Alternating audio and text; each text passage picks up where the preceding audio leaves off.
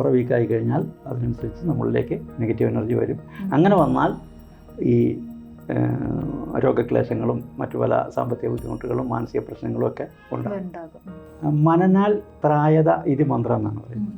അത് ജപിക്കുന്നത് കൊണ്ട് നമ്മളെ സംരക്ഷിക്കും എന്നാണ്. ജപത്തിലൂടെ സംരക്ഷിക്കാൻ കഴിയുന്ന സാധനമാണ് മന്ത്രം. ഒരു ജ്യോതിഷനെ സംബന്ധിച്ചിടത്തോളം ദിവസേന അനേകം ആളുകളുമായിട്ട് ഇടപഴകാറുണ്ട്. ഇവരിൽ പലരും പല എനർജി വൈബ്രേഷൻസുമായിട്ട് വരുന്നവരായിരിക്കും. ഒരു ജ്യോതിഷനെ സംബന്ധിച്ചിടത്തോളം ഇതെങ്ങനെയാണ് അദ്ദേഹം ഹാൻഡിൽ ചെയ്യാൻ പറ്റുക? ജ്യോതിഷക്കാരൻ ചെയ്യേണ്ട ചില റൊട്ടീൻ ആയിട്ടുള്ള കാര്യങ്ങൾ പറയുന്നുണ്ട്. അതായത് ദിവസവും രാവിലെ എഴുന്നേറ്റ് അവൻ്റെ ഇഷ്ടദേവതയെ പ്രാർത്ഥിക്കുക, മന്ത്രജപങ്ങളൊക്കെ നടത്തുക, അങ്ങനെയുള്ള കാര്യങ്ങൾ. അതായത് ഈ നെഗറ്റീവ് വൈബ്രേഷൻ എന്ന് നമ്മൾ പറയുമ്പോൾ ഇത് ഓറയുമായി ബന്ധപ്പെട്ടാണ്. നമ്മളുടെ ഓറയുടെ പവർ എപ്പോഴും കൂട്ടാൻ കഴിഞ്ഞാൽ മാത്രമാണ് ഈ നെഗറ്റീവ് വൈബ്രേഷൻ നമ്മളെ ബാധിക്കാതിരിക്കുകയുള്ളൂ. അതിനുള്ള ഒരു പ്രൊട്ടക്ഷനാണ്, അല്ലെങ്കിൽ അതിനുള്ള ഒരു റെമഡി, ഒരു പരിഹാരമാണ് ശരിക്കും ഈ മന്ത്രജപം. നമ്മളുടെ ഓറയ്ക്ക് പവർ ഉണ്ടാക്കാനും നമ്മളുടെ ഇൻഡ്യൂഷണൽ പവർ ഡെവലപ്പ് ചെയ്യാനും ഒക്കെ ഈ മന്ത്രജപം വളരെ ആവശ്യമാണ്. അപ്പോൾ അത് ചെയ്തു കഴിഞ്ഞാൽ സാധാരണഗതിയിലുള്ള ഈ നെഗറ്റീവ് എനർജി ജ്യോതിഷക്കാരനെ ബാധിക്കാതിരിക്കും. പിന്നെ ചെയ്യേണ്ട ഒരു കാര്യം, സാധാരണ ജ്യോതിഷക്കാരൻ ചെയ്യേണ്ടത് ഒരു നിർമ്മമ അവസ്ഥയിൽ വരിക എന്നുള്ളതാണ്. അതായത് ഈ വരുന്ന ആളുകളിൽ അവർക്ക് ചില വളരെയധികം മാനസികമായിട്ട് വിഷമമുണ്ടാക്കുന്ന പല അനുഭവങ്ങളും ഉണ്ടാകും. ഈ അനുഭവങ്ങൾ നമ്മൾ കേൾക്കുമ്പോൾ നമുക്കൊരു സഹതാപം തോന്നും. അപ്പോൾ അവരുടെ കാര്യങ്ങൾ നമ്മളുടേതെന്നുള്ള പോലെ നമ്മൾ അതിനോട് പ്രതികരിക്കും. അങ്ങനെ വരാൻ പാടില്ല. ഒരു സീറോ ലെവൽ മൈൻഡായിരിക്കണം. അപ്പോൾ അയാൾക്കുണ്ടാവുന്ന വിഷയം അയാളുടെ കർമ്മദോഷങ്ങളോ അല്ലെങ്കിൽ അയാളുടെ കുടുംബപരമായ ദോഷങ്ങളോ കൊണ്ടാണ്. അതിന് നമുക്ക് അതിലേക്ക് സഹതപിക്കേണ്ട കാര്യമില്ല. ആ ഒരു മാനസികാവസ്ഥയിൽ നിന്നുകൊണ്ട് വേണം ജ്യോതിഷക്കാരൻ ഈ ഇത് കൈകാര്യം ചെയ്യാൻ, ജ്യോതിഷം കൈകാര്യം ചെയ്യാൻ. അല്ലാതെ ഒരിക്കലും അയാളോടുള്ള ആ സഹതാപം കൊണ്ട് അയാളുടെ കൂടെ പോവുകയും അയാളുടെ കാര്യങ്ങൾക്ക് പരിഹാരം പറഞ്ഞു അയാളുടെ കൂടെ പോയി ചെയ്യുകയൊക്കെ ചെയ്യുന്നത് അയാളുടെ ആ നെഗറ്റീവ് എനർജി നമ്മളെയും ബാധിക്കാൻ സാധിക്കും. അതുപോലെ തന്നെ ഈ ഇഷ്ടദേവതാ ധ്യാനം, അതായത് നമ്മൾ ഒരു ദേവതയെ, ഒരു മന്ത്ര ദേവതയെ ഉപാസിക്കണമെന്നുണ്ട്. ആ ഇഷ്ടദേവതാ ധ്യാനം അതിൻ്റെ നിഷ്ഠകൾ കുറയുന്നതും ഈ നെഗറ്റീവ് എനർജി നമ്മളെ ബാധിക്കാൻ സാധ്യതയുണ്ട്. അതായത് അപ്പോൾ ഓറ കുറച്ച് വീക്കാവും. ഓറ വീക്കായി കഴിഞ്ഞാൽ അതിനനുസരിച്ച് നമ്മളിലേക്ക് നെഗറ്റീവ് എനർജി വരും. അങ്ങനെ വന്നാൽ ഈ രോഗക്ലേശങ്ങളും മറ്റു പല സാമ്പത്തിക ബുദ്ധിമുട്ടുകളും മാനസിക പ്രശ്നങ്ങളും ഒക്കെ ഉണ്ടാകും. അപ്പോൾ അത് ഒരു ജ്യോതിഷൻ മാത്രമല്ല, സാധാരണക്കാരനും ഇത് ചെയ്യേണ്ടതാണെന്ന് തോന്നുന്നു. തീർച്ചയായിട്ടും എല്ലാ വ്യക്തികൾക്കും അത് ആവശ്യമാണ്. അവരുടേതായ ജീവിത വിജയത്തിന് ഏറ്റവും പ്രധാനപ്പെട്ട ഒരു കാര്യമാണ് ഈ പറയുന്ന ഈ എനർജി ഫീൽഡിൻ്റെ സംരക്ഷണം, അല്ലെങ്കിൽ എനർജി ഫീൽഡിൻ്റെ ആ ഫീൽഡ് പവർഫുൾ ആക്കുക. അപ്പോൾ അതിനൊക്കെ നമ്മൾ എന്താണ് ചെയ്യേണ്ടത് ഒരു സാധാരണക്കാരനെ സംബന്ധിച്ചെടുത്ത്? അപ്പോൾ അതിനെന്താണ് നമുക്കൊരു മാർഗം? പല മാർഗങ്ങളുണ്ട്.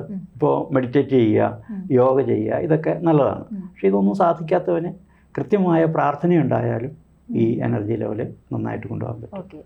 പ്രാർത്ഥനയാണ് ഏറ്റവും ലളിതമായി ചെയ്യാവുന്ന കാര്യം.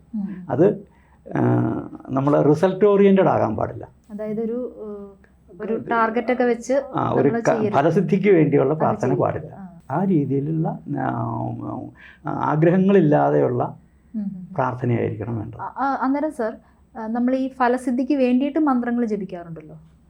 ഫലസിദ്ധിക്ക് വേണ്ടി മന്ത്രം ജപിക്കുമ്പോൾ നമ്മളുടെ എനർജി, നമ്മൾ ഉണ്ടാക്കിയെടുത്തിരിക്കുന്ന എനർജി നഷ്ടപ്പെടും.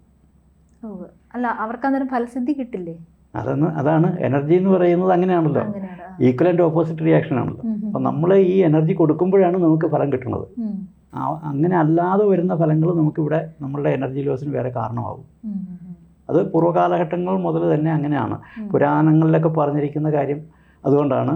ഇപ്പോൾ ഈ രാമായണത്തിലൊക്കെ പറയുന്നുണ്ട്, വിശ്വാമിത്രൻ ഒരു യാഗം നടത്തുന്ന സമയത്ത് അസുരന്മാർ വന്ന് ഉപദ്രവിക്കാതിരിക്കാൻ വേണ്ടി ശ്രീരാമനെയും ലക്ഷ്മണനെയും സംരക്ഷണയ്ക്ക് കൊണ്ടുപോയി എന്ന് പറയും.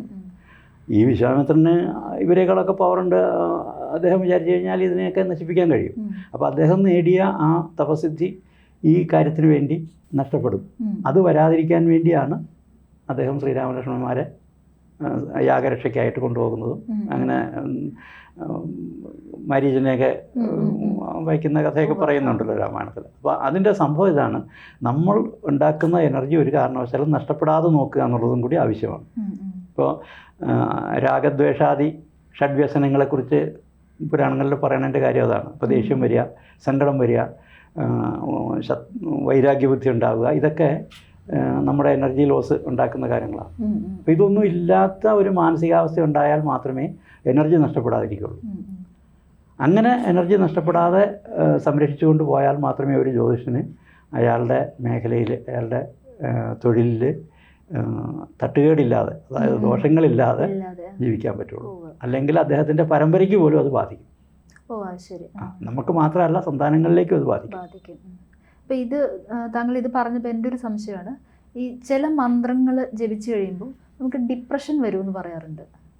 ഡിപ്രഷൻ്റെ ഒരു സ്റ്റേജ് ഒരു മന്ത്രത്തിനും അങ്ങനെ ഉണ്ടാവില്ല, മറിച്ച് അതിൻ്റെ ഉദ്ദേശശുദ്ധിയുടെ പോരായ്മയാണ്. അതിന് ഐതിഹ്യമാലയിൽ ഒരു കഥ പറയുന്നുണ്ട്, ഒരു വിഡ്ഢി കൂശ്മാണ്ടോ എന്നും പറഞ്ഞ ഒരു കഥ പറയുന്നുണ്ട്, ഒരു വിഷയിറക്കിയ കഥയൊക്കെ പറയുന്നുണ്ട്. അപ്പം നമ്മൾ എന്ത് ജപിക്കുന്നു എന്നുള്ളതല്ല, അതിൽ വിശ്വസിച്ച് അതിൽ 100% മനസ്സർപ്പിച്ച് ചെയ്താൽ ഏത് മന്ത്രവും ഗുണം ചെയ്യും. അതേസമയത്ത് അത് ദുരുദ്ദേശപരമായിട്ടാണ് ജപിക്കുന്നതെങ്കിൽ അതിൻ്റെ നെഗറ്റീവ് ഇമ്പാക്റ്റ് ഉണ്ടാവും. അതാണ് ഡിപ്രഷൻ പോലുള്ള വിഷയങ്ങൾ ഉണ്ടാക്കുന്നത്. മന്ത്രത്തിനല്ല കുഴപ്പം, അത് ചെയ്യുന്ന വ്യക്തിക്കാണ് കുഴപ്പം. മനനാൽ ത്രായത ഇത് മന്ത്രം എന്നാണ് പറയുന്നത്. അത് ജപിക്കുന്നത് കൊണ്ട് നമ്മളെ സംരക്ഷിക്കും എന്നാണ്. ജപത്തിലൂടെ സംരക്ഷിക്കാൻ കഴിയുന്ന സാധനമാണ് മന്ത്രം. അപ്പോൾ മന്ത്രം എന്ന് പറയുന്ന ആ ഒരു കുറച്ച് അക്ഷരങ്ങളുടെ ഒരു കൂട്ടമായിരിക്കും. അപ്പോൾ അല്ലെങ്കിൽ ഒരക്ഷരം മാത്രമുള്ള മന്ത്രമുണ്ട്, പല അക്ഷരങ്ങൾ ചേർന്ന മന്ത്രമുണ്ട്.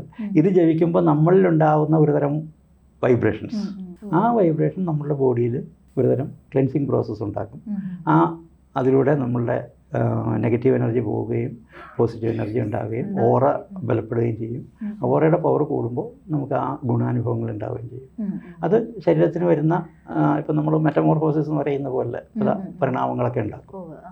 അതാണ് കുറച്ച് കഴിയുമ്പോൾ നമ്മൾ ചില കാര്യങ്ങളൊക്കെ ചില ആൾക്കാരോട് പറഞ്ഞു കഴിഞ്ഞാൽ ചിലപ്പോൾ അത് സംഭവിക്കുകയൊക്കെ ചെയ്യുന്നത്. അങ്ങനെ പറയില്ലേ, അതാണ് സംഭവം. അതാണ് മന്ത്രങ്ങളുടെ ഒരു പവർ എന്ന് പറയുന്നത്. ജ്യോതിഷമോ വാസ്തുവോ പൂജയോ നിങ്ങൾക്ക് ആവശ്യമുണ്ടോ? താഴെ കാണുന്ന നമ്പറിൽ വാട്സപ്പ് ചെയ്യൂ. നിങ്ങൾ ചെയ്യേണ്ടത് ഇത്രമാത്രം: താഴെ കാണുന്ന നമ്പർ നിങ്ങളുടെ മൊബൈലിൽ സേവ് ചെയ്യൂ.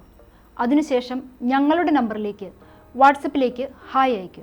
ജ്യോതിഷ സംബന്ധമായ എല്ലാ ആവശ്യങ്ങൾക്കും ABC മലയാളം നിങ്ങളോടൊപ്പമുണ്ട്. ജ്യോതിഷവുമായി ബന്ധപ്പെട്ട എല്ലാ വിശേഷങ്ങളും നിങ്ങളിലേക്കെത്താൻ ABC ജ്യോതിഷം സബ്സ്ക്രൈബ് ചെയ്യുക.